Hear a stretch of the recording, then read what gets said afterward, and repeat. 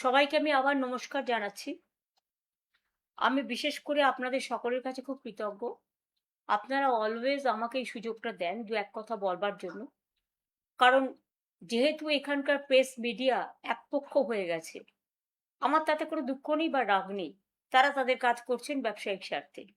সেই জন্য আমি নিজে আসি এই কারণে যে আমার কিছু বলার থাকলে রোজ রোজ বলাটা তো শোভা পায় না। আর মানুষ আপনারা বিভিন্ন কর্মব্যস্ত জীবনে ব্যস্ত থাকে।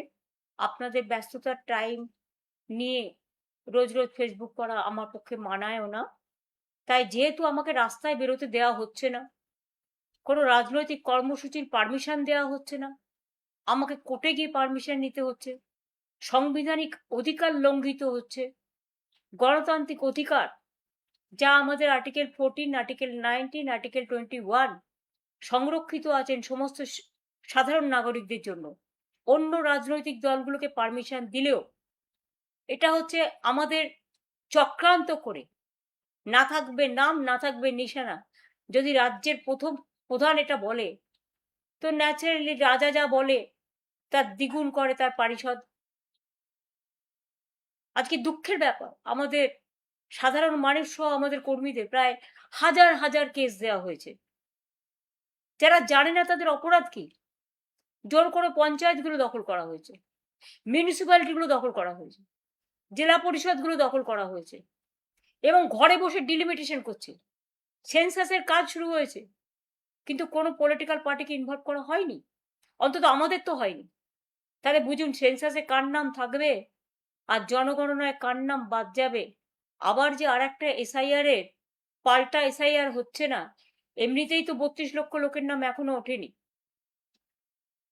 এর জন্য তো আমি সুপ্রিম কোর্টেও গিয়েছিলাম, ভেবেছিলাম বিচার পাবো, কিন্তু বিচারের বাণী বিশ্বকবি রবীন্দ্রনাথ ঠাকুরের ভাষায় আজও নীরবে নিভৃতে কাঁদে।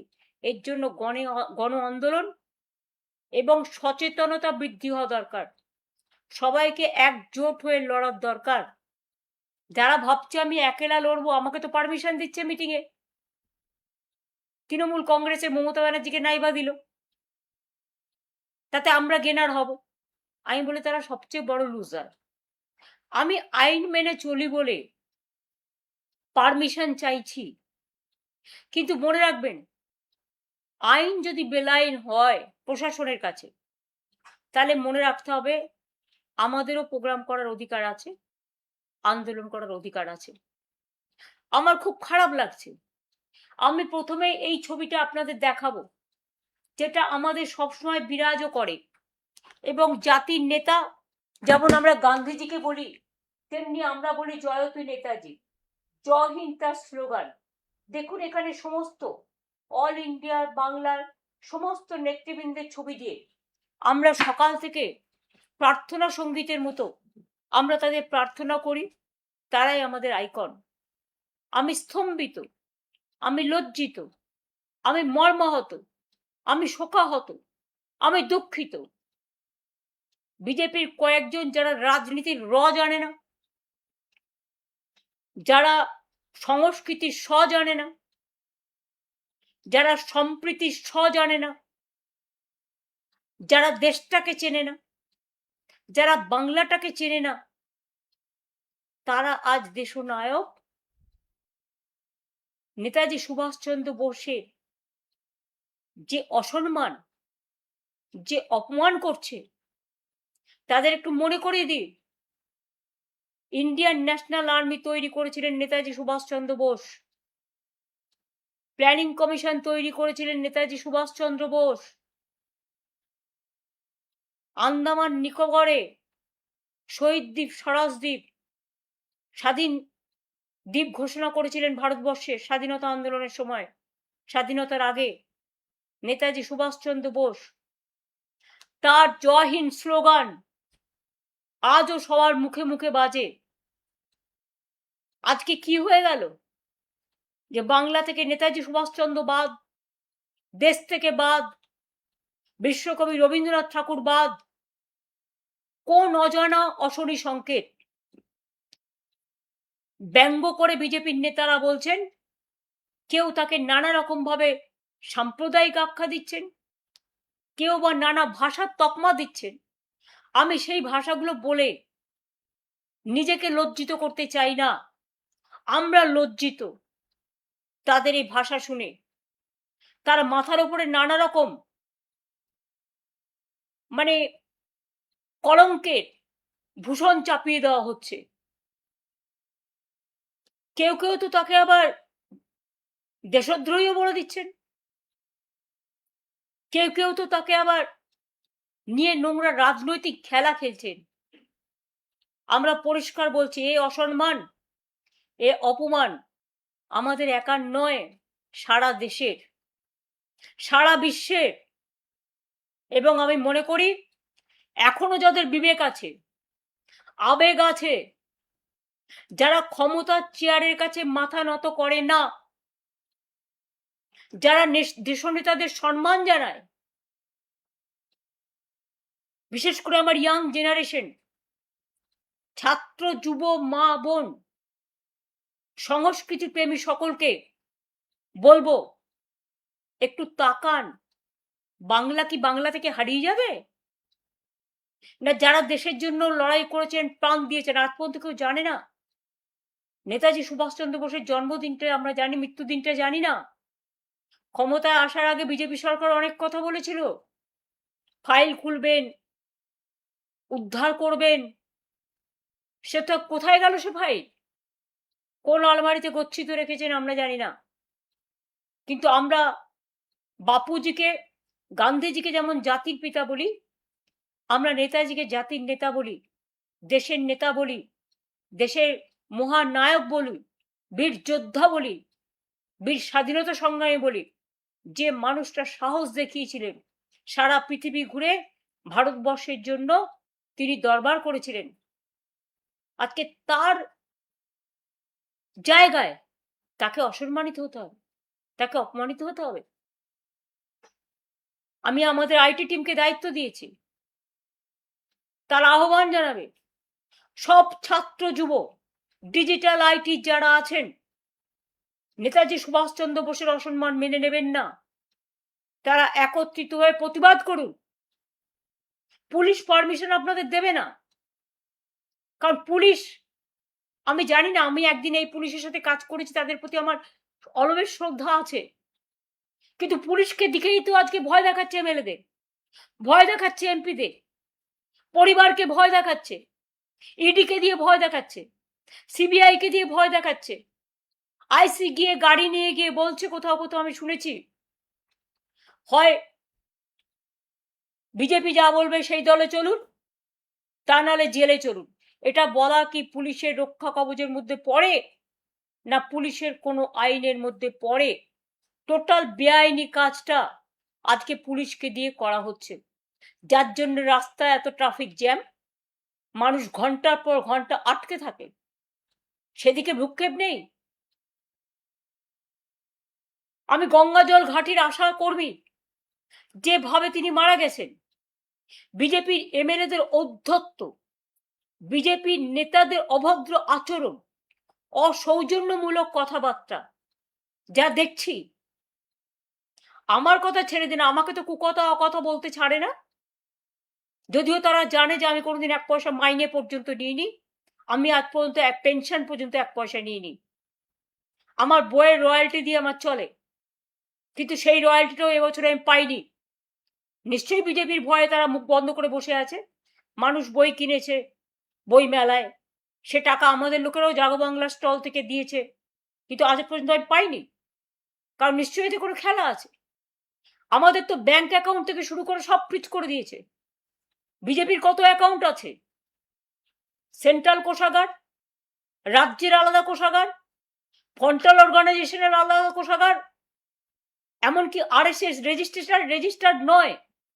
আমি ভেবেছিলাম তারা কখনো মুখ খুলবেন, তাদের কোষাগার, ফরেন থেকে তাদেরও মানি আসে, কই তাদের তো এফসিআরে আটকায় না, খ্রিস্টানদের মানি আটকানো হয়, অন্যদের আটকানো হয়, আমরা ফরেন ফান্ড নিই না, কাজেই ফরেন ফান্ডের সাথে আমাদের যোগাযোগ নেই।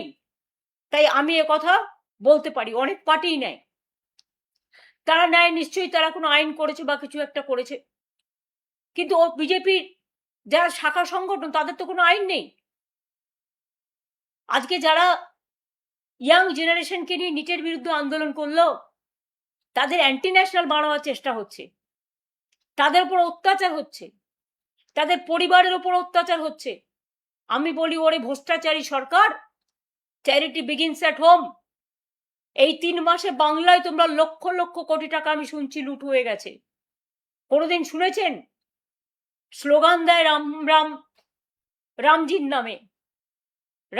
রামজি আমাদের কাছে মা দুর্গার পুজো করেছিলেন, রাম সীতা আমাদের কাছে চিরকালই আমরা জয় শ্রীরাম গান্ধীজিও বলেছিলেন। কিন্তু এরা রাম মন্দির থেকে শুরু করে, পানিহাটির মন্দির থেকে শুরু করে, বর্ধমানের সর্বমঙ্গলা মন্দির থেকে শুরু করে, আরো অনেক মন্দির থেকে, বেনারস থেকে শুরু করে, মধ্যপ্রদেশ থেকে শুরু করে, আসাম থেকে শুরু করে প্রণামী বাক্স লুট করছে। ভাবছে প্রণামী বাক্সটাও বিজেপির অধিকার। পুকুর সংস্করণ নিয়ে বর্ধমানে দেখলাম 2জন মহিলা খুব প্রতিবাদ করছিলেন, তাদের জায়গা, অথচ তারা জানে না গেরো বাহিনী গিয়েও উদ্বোধন করবেন। যার তার জায়গা দখল করে নিচ্ছে। ঠিক আছে, হকারদের নিয়ে তোমাদের এত আপত্তি, অল্টারনেটিভ পথ কেন তৈরি করলেন না? একটা মানুষের রুজি রোজগার কাটতে গেলে তাকে বিকল্প পথের সন্ধান দিতে হয়। কেন আপনারা ওদের জন্য বিকল্প পথ না করে প্রায় 1 কোটি লোক আজকে চাকরি হারা হয়েছে, অন্নপূর্ণা ভান্ডারের নামে অনেক ভাওতা হয়েছে, অনেক মহিলার নাম বাদ গেছে। যারা আমার ঘরের মা লক্ষ্মী, লক্ষ্মীর ভান্ডার নামটা কেটে দিয়েছে। আরে অন্নপূর্ণাও মা ভাত দেয়, মা লক্ষ্মীও ভাত দেয়, এটা মাথায় রাখতে হবে। গর্দভ শক্তিদের মাথায় এটা নেই। অনেক উইডোরা পেনশন পায়নি। আজকে 3 মাস বাদে 4th আগস্ট, যখন 4 মাস শুরু হতে যাচ্ছে, আজকে 3 মাস পরে এই কথাগুলো বলছি। যে আশাকর্মী মারা গেছে, আমি সব আশাকর্মীদের পাশে আছি এবং আমি ইমিডিয়েট একটা টিম পাঠাতে চাই। আমি 2-1 দিনের মধ্যেই পাঠাবো, তাদের পরিবারের সাথে কথা বলবো। আমি নিজে যেতে চাই, আমাকে বেরোতে দেওয়া হচ্ছে না। যদিও আমার এখানে কোনো সিকিউরিটি নেই, আমার সিকিউরিটি চাই না। এমনকি 2টো কর্পোরেশনের আমাদের সহকর্মী বন্ধু, যারা আমাদের দিনরাত খাটে, রাস্তা পরিষ্কার রাখে, জল পরিষ্কার রাখে, নর্দমা পরিষ্কার রাখে, আমার এখানে ঝাড়ু দিতে আজ থেকে প্রায় 30 বছর, তাদের ঝাড়ুটা পর্যন্ত কেড়ে নিয়ে যাওয়া হয়েছে। অনেক অসম্মানিত করেছেন। আমি আপনাদের ঝাড়ু, ওটা আপনাদেরই যোগ্য, আপনাদের কাছে ফিরে গেছে। আমি আপনাদের ঝাড়ু নিয়ে পরিষ্কার, দরকার হবে নিজে পরিষ্কার করব। আমি বাগান পরিষ্কার করতে ভালোবাসি, আমি ঘরের কাজ করতে ভালোবাসি, কিন্তু মানুষের জানা দরকার কোন লেভেলে এরা গেছে। আমরা কেউ জানি না কত হাজার কেস হয়েছে মানুষের নামে, সব জেলে। বাংলাটাকে একটা কারাগারে পরিণত করে দিয়েছে। কোথায় গেল আমার সোনার বাংলা? কোথায় আমার মামাটি মানুষের বাংলা? কোথায় রবীন্দ্রনাথ ঠাকুরের বাংলা? কোথায় নজরুলের বাংলা? কোথায় বিদ্যাসাগরের বাংলা? কোথায় রাজা রামমোহন রায়ের বাংলা? কোথায় নেতাজি সুভাষচন্দ্র বোসের বাংলা? কোথায় সম্প্রীতির বাংলা? কোথায় সংস্কৃতির বাংলা? ক্ষমতা এসে সব গৌরকীকরণ, মাথা থেকে পা পর্যন্ত। অন্যদের বলছে চোর, আর তোমরা তো নিজেরাই এই সরকারে ছিলে বাবা প্রায় 11 বছর। তার আগেও বাবা এমপি, তুমি এমপি, বাবা মন্ত্রী কেন্দ্রীয় সরকারের তৃণমূল কংগ্রেসের দৌলতে, তখন তোমরা কিচ্ছু করো, ভাজা মাছটা উল্টে খেতে জানো না। আজকে যত দোষ নন্দ ঘোষ, তোমার বিজেপি এমএলএ গিয়ে বসছে বিডিওর চেয়ারে, বিজেপি এমএলএ গিয়ে বসছে আইসির চেয়ারে। এটা কি তাদের কাজ? না পুরো ফান্ড সাজিয়ে বসেছে, টেবিল সাজিয়ে বসেছে, এত টাকা দাও, অত টাকা দাও, টাকার বান্ডিল গোনা হচ্ছে। আর কে বলছে মাফিয়াদের কথা? যারা মাফিয়াদের সবচেয়ে বেশি মদত দিয়েছেন, খুন খারাপিতে মদত দিয়েছেন, চুরি ডাকাতিকে মদত দিয়েছেন, ব্রিজমোহন কেসে বক্সার কুস্তিগির বিচার পায় না, 2.5 বছরের বাচ্চাকে আপনারা বিচার দেন না, প্রায় 21-22 জন মহিলা ধর্ষিতা হয়ে গেছে। হ্যাঁ, একজনেরও ঘটনা ঘটলে আমরা সবসময় অ্যাকশন নিয়েছি। এতজন মহিলা ধর্ষিত হয়ে যাওয়ার পরেও আপনারা কারো বাড়িতে যোগাযোগ করতে দিচ্ছেন না, পুলিশ দিয়ে থ্রেট করছেন যাতে কেউ আসতে না পারে। এইভাবে চলবে? ওবিসি থেকে শুরু করে, ঐক্যশ্রী থেকে শুরু করে, আমি কোনোদিন জীবনে মুখ্যমন্ত্রীর নামে যোজনা করিনি, কারণ আমি নিজের নামে আত্মপ্রচার কখনো বিশ্বাস করি না। মনে রাখবেন, আমাদেরই যোজনা পাল্টে গিয়ে নাম হলো মুখ্যমন্ত্রী যোজনা, প্রধানমন্ত্রী যোজনা। কেন দেশে আর কেউ নেই? স্টেডিয়ামও হবে ওদের নামে, সাংস্কৃতিক অনুষ্ঠানও হবে ওদের নামে। নেতাজি সুভাষচন্দ্র বোসকে সম্মান দিতে পারে না, আর অসম্মানিত যারা হন তাদের নিয়ে এসে মালা পরায়। তাদের কাছে যারা অসম্মানিত, একটু দেশের দিকে ফিরে তাকান। আগে ঘর সামলান, সম্প্রীতি সামলান। ভাগাভাগি করে দিচ্ছেন। নেতাজি সুভাষচন্দ্র বোস সম্প্রীতির প্রতীক ছিলেন, তাই তার রাইট হ্যান্ড ছিল শাহনওয়াজ খান। কখনো তিনি মনে করেননি আমার পাশে হিন্দু আছে, না মুসলমান আছে, না শিখ আছে, না ঈসাই আছে। একটা কথা মনে করে দিন, যান গিয়ে খোঁজ নিন আর্মিতে, প্রত্যেকটা আর্মি ক্যান্টনমেন্টে মন্দিরও থাকে, মসজিদও থাকে, গুরুদ্বারাও থাকে, গির্জাও থাকে। স্বাধীন মতো তারা তাদের প্রে করেন। আমি নিজে চোখে দেখেছি বলে বলছি। আজকে নতুন করে কি হয়েছে আমি জানি না, আমি 3 মাস আগেকার কথাও বলছি। আর্মিতে হিন্দুরা কাজ করে না, মুসলিমরা কাজ করে না, শিখরা কাজ করে না, ঈসাইরা কাজ করে না, নেপালিরা কাজ করে না, গোর্খারা কাজ করে না। সব ধর্ম বর্ণ নির্বিশেষে সবাই ঐক্যবদ্ধ হয়ে জয় হিন্দ বলে, বন্দে মাতরম বলে, দেশের একতা নিয়ে কথা বলে, দেশমাতৃকাকে রক্ষা করে। আর আপনারা কোথা থেকে জুটলেন একটা পার্টি,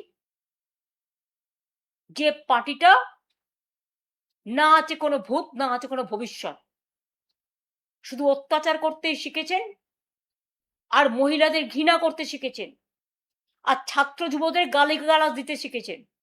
তাই আপনাদের ধিক্কার জানিয়ে সুভাষচন্দ্র বোসকে প্রণাম জানানোর জন্য বিবেক সম্পন্ন মানুষের কাছে আমার আবেদন করে থাকবে, এখনো কি আপনারা চুপ থাকবেন? Sometime silence is gold. কিন্তু মনে রাখবেন, কখনো কখনো সময় আসে যখন সব বাঁধ ভেঙে যায়, শুধু কারাগার সামনে দাঁড়ায়, তখন কিন্তু নদী পথ গতিরোধ করা যায় না। নদী কিন্তু আপন পথে এগিয়ে চলে। ভয় দেখিয়ে আর চমকে ভাবছেন সরকারি দলও আপনারা ঠিক করবেন, বিরোধী দলও আপনারা ঠিক করবেন, তার মানে কি বিরোধী বলে কিছু থাকবে না? এটা লজ্জাস্কর নয়, এটা নিন্দার ঝড় উঠবে আগামী দিন। অপেক্ষা করুন, ভবিষ্যৎ দেখাবে, এটাই ভবিতব্য। আর আমায় আপনারা যত আটকাবার চেষ্টা করবেন, আমি আরো দ্বিগুণ ভাবে ঘুরে দাঁড়াবো। কারণ আমি ছাত্র রাজনীতি করে এসছি, যুব রাজনীতি করে এসছি। আজও ছাত্র যুব হয়ে লড়াই করার মানসিকতা এবং অধিকার আমার আছে। মানুষ বিপদে পড়লে তাদের পাশে থাকা আমার অধিকার এবং কর্তব্য। আমি চেয়ারকে কেয়ার করি না, আমি মানুষকে কেয়ার করি। এটা মাথায় রাখবেন ভালো করে। আপনাদের মগজে বিষবৃক্ষ, কিন্তু আমাদের মগজে সম্প্রীতির বৃক্ষ। এটা মাথায় রাখবেন। এক জাতি, এক প্রাণ, একতা, এদেশ আমাদের বিধাতা। আমরা সবাইকে নিয়ে চলতে চাই, ভালোভাবে চলতে চাই। এটা যদি মাথায় রাখেন ভালো, আর যদি মাথায় না রাখেন, আগামী দিন বুঝবেন কত জেল আপনাদের আছে আর কত কারাগার আছে। লড়ে নেব, লড়বো, গড়বো, জিতবো। জয় হিন্দ, বন্দে মাতরম, জয় বাংলা, জয় তু নেতাজি।